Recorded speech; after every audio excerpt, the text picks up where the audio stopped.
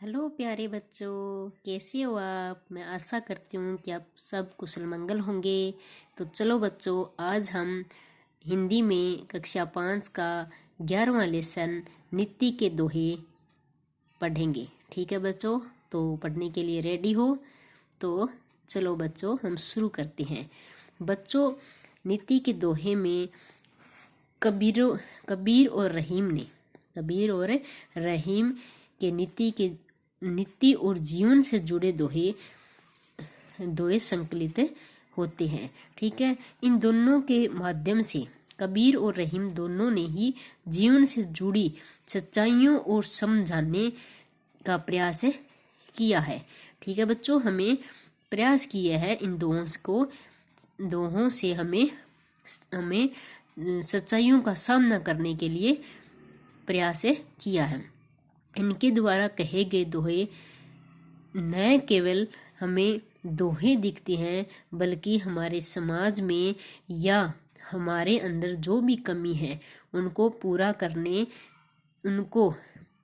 करने के लिए हमें संचेत किया गया है। तो चलो बच्चों, हम कबीर के दोहे शुरू करते हैं। ठीक है बच्चों। बुरा जो देखन मैं चला, बुरा न मिलिया कोई, जो दिल खोजा आपना, मुझसा बुरा न कोई। कबीर कह रहे हैं बच्चों कि मैं तो जग में बुरा देखने चला था कि बुरा कौन कौन है। ठीक है, तो मैं तो जगत में बुरा देखने चला था, बुरा न मिलिया कोई, मुझे बुरा कोई नहीं मिला, बुरा व्यक्ति मुझे कोई नहीं मिला। जो दिल खोजा आपना, मैंने अपना दिल खोजा तो मुझसा बुरा न कोई, तो मेरे से बड़ा बुरा कोई नहीं है इस धरती पर, मेरे से बुरा कोई नहीं है। कबीर यह अपने कहते हैं। तो इसका भावार्थ यह हुआ बच्चों कि हम जीवन में हमेशा दूसरों की बुराई देखते हैं, समय की बुराइयों को नहीं देखते हैं। यदि हम अपनी बुराइयों को ही समाप्त कर दें तो हमें कोई भी बुरा नजर नहीं आएगा। ठीक है बच्चों, आगे देखो। गुरु गोविंद दों खड़े, काके लागू पाए, बलिहारी गुरु आपरी, गोविंद दियो बताए। कि कबीर कहते हैं कि जब गुरु और गोविंद यानी भगवान, जब मेरे सामने गुरु और भगवान दोनों खड़े हैं तो मैं विचलित हो जाता हूँ कि मैं किसके पाँव लागूं। ठीक है, काके लागू पाँव, में किसके पाँव लागू।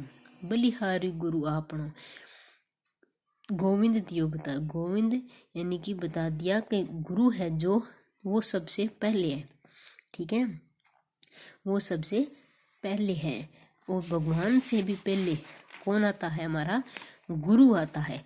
तो कबीर कहते हैं यदि मेरे सामने गुरु और ईश्वर दोनों खड़े हैं और मैं इस दुविधा में हूँ कि किसको पहले प्रणाम करूँ, तो मैं निश्चित ही गुरु को पहले प्रणाम करूँगा, क्योंकि वह गुरु ही है जिसने मुझे ईश्वर से मिलने का मार्ग दिखाया है। अर्थात गुरु ईश्वर से भी बड़ा है।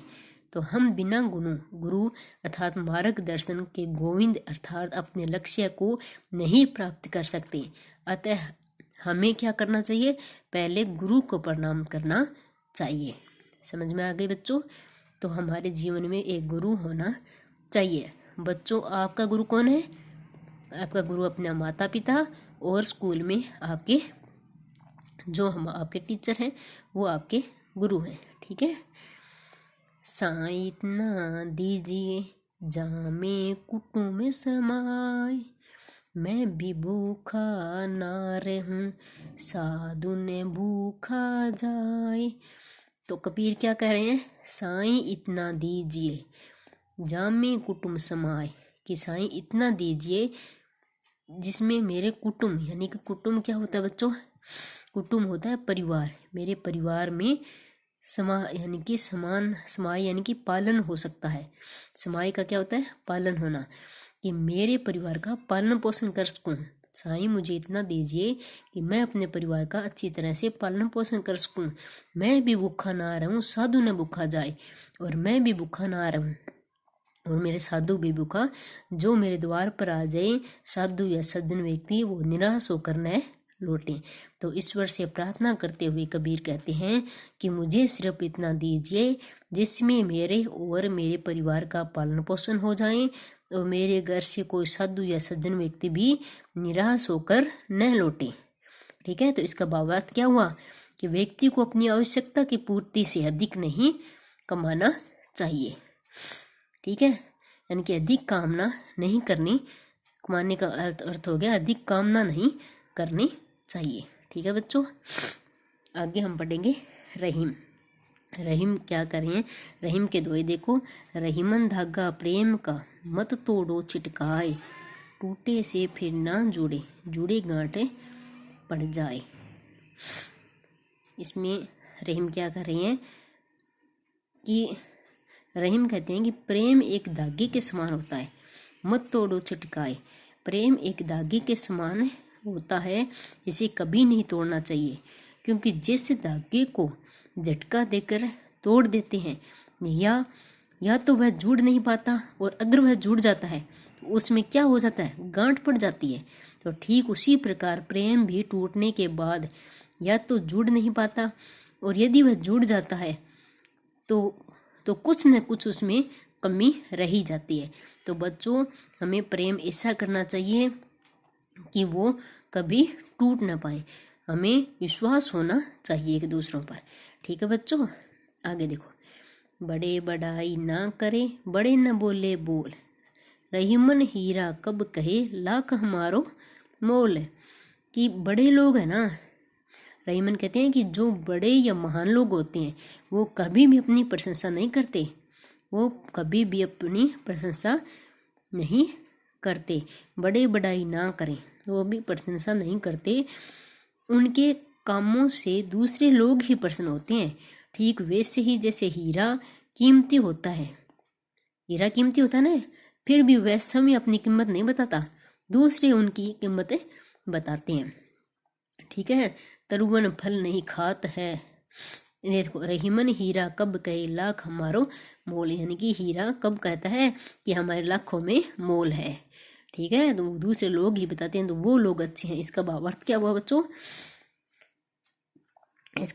इसका भावार्थ यह हुआ कि महान व्यक्ति अपने गुणों का बखान सवय नहीं करता है। ठीक है बच्चों, आगे पढ़ो।